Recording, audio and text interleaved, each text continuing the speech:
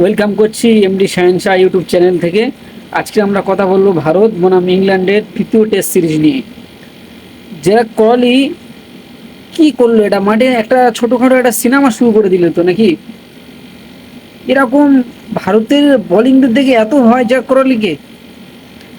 8 minute মাত্র সময় ছিল, ভারত ভেবেছিল 2টি ওভার করাবো।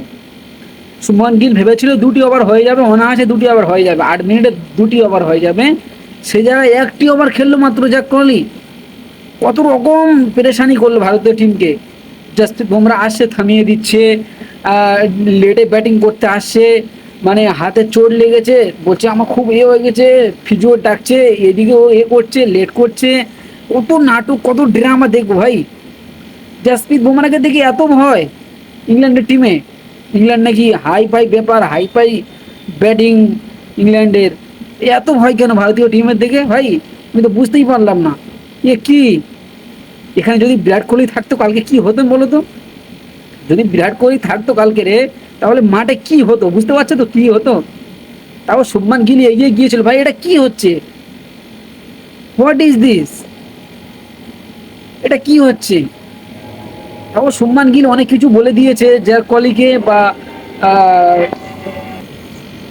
অনেক কিছু বলেছে যে এটা কি ভাই, এটা তোমরা খেলার না ইচ্ছে থাকে চলে যাও, ড্রেসিং রুমে গিয়ে বসে থাকো, টাইম পাস করো, যাও ভাই। এটা মাঠ, গ্রাউন্ড, এখানে ড্রামা করার জায়গা না ভাই, যাও। রাহুল পর্যন্ত চলে এসেছিল, বুঝতে পারছেন? রাহুল কত ভদ্র প্লেয়ার, রাহুল পর্যন্ত চলে এসেছিল। আমি জানি শুভমান গিল খুব শান্ত, খুব ভদ্র প্লেয়ার, যেখান থেকে ক্যাপ্টেন হয়েছে ভাই, আগ্রাসন।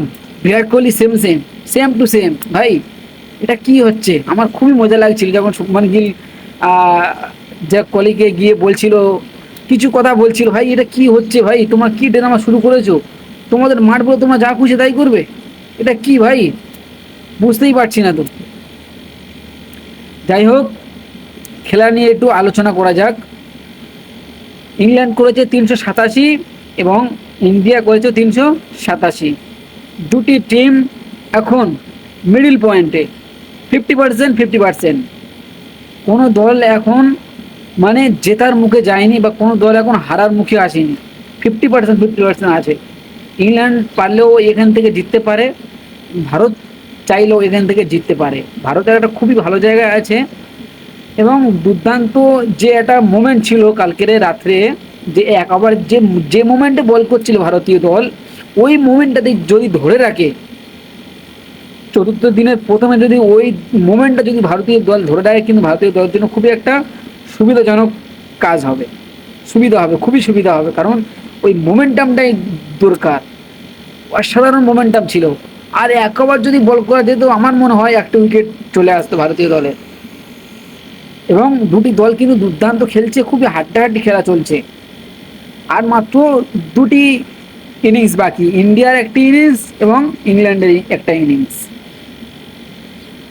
ইংল্যান্ড যদি প্রথমে ব্যাট করে 400 রানে টার্গেট দেয়, ভারতীয় দলের কিন্তু জেতা খুবই মুশকিল হয়ে যাবে। কারণ লর্ডস ক্রিকেট স্টেডিয়ামে 400 রান ডিফেন্ড করা খুবই মুশকিল। এবং ভারতীয় দল 400 রান ডিফেন্ড করেছিল কবে আমার জানা নেই, আপনারা যদি জানেন অবশ্যই কমেন্ট করবেন। এবং জাসপ্রীত বুমরা অসাধারণ দুর্দান্ত বল করলেন। জাসপ্রীত বুমরা আবারও 5টি উইকেট নিয়ে নিলেন। ভাই জাসপ্রীত বুমরা কি করতে শুরু করলে ভাই? আমি তো বুঝতেই পারছি না কি করছে জাসপ্রীত বুমরা। খেললেই 5টা 4টে 6টা 7টা উইকেট, সত্যি অসাধারণ, দুর্দান্ত জাসপ্রীত বুমরা। 5টি উইকেট নিয়ে নিয়েছে, অসাধারণ।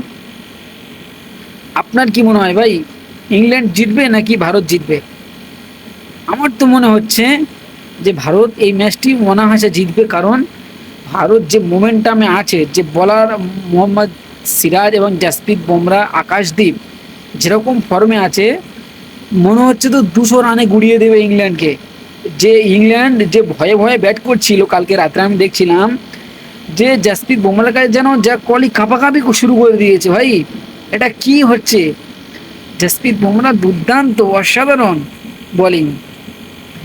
এবং এখনো পর্যন্ত 2 রানের লিডে আছে, 2 রান ইংল্যান্ড। কালকে 1 ওভারে 2টি রান করেছে এবং ওই 2 রানের লিডে আছে ইংল্যান্ড।